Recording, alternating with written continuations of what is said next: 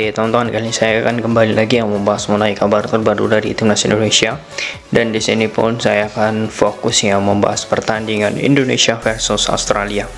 Nah, kita sudah mengetahui ya bahwa pertandingan ini menurut saya walaupun ya secara angka itu kalah 4-0 ya, kalian bisa melihat bagaimana pola permainan Timnas. Ball possession ya, di babak pertama itu 4-3 ya kita. Kemudian di babak kedua itu 50-50. Artinya di sini secara pola permainan Timnas Indonesia dari segi ini tonton ya, ball possession itu sangat luar biasa. Poin yang sangat menjadi kredit bagi Timnas Indonesia. Apalagi kalau kita melihat memang Australia ini saat ini peringkatnya 25 FIFA.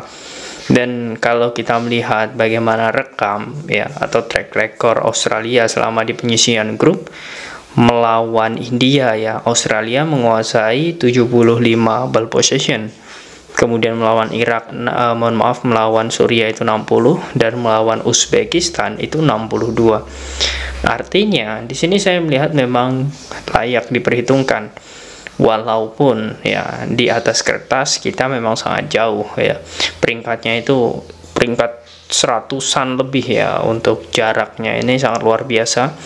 Walaupun tak terlepas dari beberapa kesalahan ya, ini menurut saya ada beberapa kesalahan ya yang memang itu mengakibatkan gol, dan ini menurut saya patut untuk dievaluasi ke depannya. Nah, apa yang menjadi kesalahan Timnas? Contohnya ketika menyisir di beberapa lini ya, termasuk di posisi Asnawi, Australia sangat mudah sekali, dan ini menurut saya ada beberapa celah, dan ini sering terjadi di Piala Asia. Tentu ini akan menjadi evaluasi berat bagi Sintayong ya, karena memang untuk ke depan kita harus bisa membenahi itu. Itu faktor yang pertama, ada beberapa kebocoran di lini belakang.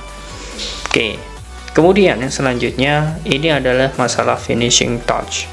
Nah, kalau kita berbicara bagaimana peluang-peluang Timnas ya, itu menurut saya shot on targetnya 5.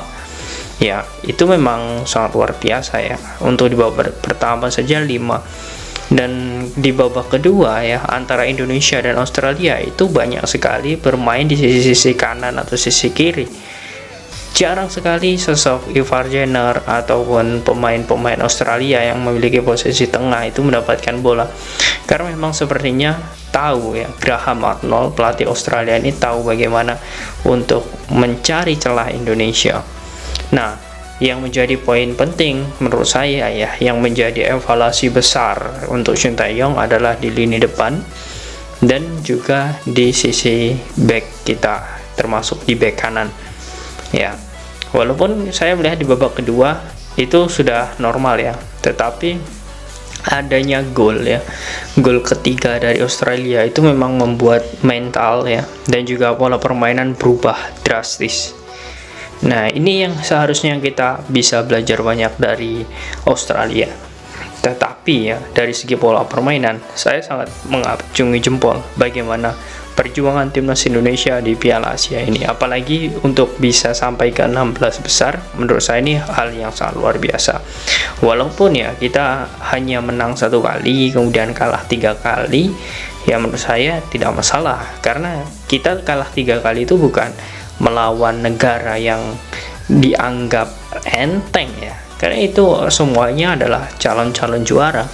Irak ya juara Piala Asia 2007 ya, kemudian Jepang ya 2011, kemudian Australia 2015 ya. Ini artinya memang kita bertemu dengan negara-negara yang memang ini difavoritkan juara.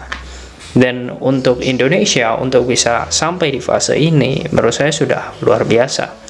Walaupun ini lagi-lagi saya kasih penekanannya, walaupun ini pasti ada beberapa pihak ya, sebelum Indonesia pulang ini pasti ada serangan. Nah, mengapa saya bilang serangan? Tentu ini akan menjurus ke pelatih Timnas Indonesia, yakni Sintayong. Apakah Sintayong ini layak diperpanjang atau tidak? Tentu evaluasinya ada di sini. Ditambah lagi yang membuat Sintayong makan tidak enak menurut saya adalah kekalahannya 4-0 ini, dan banyak yang melupakan dari pola permainan. Nah, ini yang sangat bahaya, karena menurut saya ini juga akan menjadi senjata bagi para netizen yang kontra dengan Sinteyong untuk menyerang habis-habisan. Ya, banyak juga yang sudah menyuarakan di kolom komentar saya juga, lebih baik jangan lolos di 16 besar daripada harus memalukan dengan kalah 4-0. Nah, ini menurut saya juga frame-frame seperti ini seharusnya janganlah, karena kita mendukung timnas itu seharusnya kita harus sadar bahwa sebenarnya untuk saat ini timnas Indonesia ini usianya rata-rata pemain yang paling muda di Piala Asia, rata-rata 22 tahun, dan itu pun juga sudah dikatakan oleh komentator tadi ya, komentator asing saat saya menyaksikan di beIN Sport ya, mengatakan bahwa Indonesia untuk peningkatan tim itu sangat cepat sekali berubah. Artinya bisa dilihat dari sini bahwa Indonesia bukan tim atau negara sembarangan untuk 2-3 tahun ke depan, dan saya percaya itu. Komposisi menurut saya yang paling jelas sekali bagaimana kekuatan timnas menurut saya saat melawan Australia. Walaupun kita menang melawan Vietnam, ya menurut saya komposisi yang paling mentereng, paling terbaik ya menurut saya saat melawan Australia ini. Karena kita bisa melihat sekali, kita tidak ada gentar-gentarnya ketika melawan Australia. Mental para pemenang ya, mental para pemain ini sepertinya memang sudah terbentuk untuk menjadi pemenang. Walaupun tak terlepas kekalahan dari beberapa gol ya. Gol pertama itu bunuh diri Elkan, gol kedua itu ada sedikit miss, dan itu sound out target pertama ya, Australia di babak pertama. Itu pun juga gol, itu pun di menit 45. Kemudian gol kedua ya, gol ketiga dari Australia itu juga ada beberapa celah ya di lini kanan kita.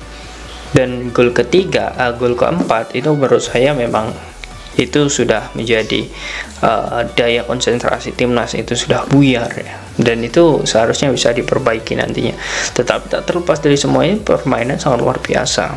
Ditambah lagi kalau kita berbicara mengenai squad timnas ya, untuk di bulan 3 nanti kita masih ada pegelaran ya, bagaimana kualifikasi Piala Dunia. Kita akan melawan Irak, kemudian kita akan melawan Vietnam lagi, kemudian kita akan melawan Filipina. Nah, itu adalah target jangka pendek nantinya. Jangan sampai timnas Indonesia meleset. Nah, apalagi kita akan melihat nanti akan ada Tom Haye ya. Saya sangat yakin sekali PSSI setelah ini ya, ini akan lebih mempercepat lagi proses ketiga pemain keturunan. Setiap ada momen pasti ada hikmah, dan menurut saya PSSI juga akan mengambil hikmah dari pertandingan melawan Australia ini. Kesimpulan yang menurut saya harus saya sampaikan ya, bahwa apa yang menjadi pertandingan kali ini adalah pertandingan pembelajaran bagi timnas Indonesia. Apa yang menjadi proses timnas Indonesia masih panjang. Kita harus yakin bahwa untuk ke depan Indonesia mampu untuk berprestasi, karena jalan itu sudah benar, kemudian proses itu sudah terlihat. Kita hanya menunggu momen yang tepat saja untuk bisa meraih kejayaan. Nah, bagaimana menurut kalian teman-teman dengan pertandingan Indonesia Australia, dan bagaimana dengan nasib Sinteyong? Apakah kalian setuju jika Sinteyong ini diperpanjang? Silahkan kalian tulis di kolom komentar.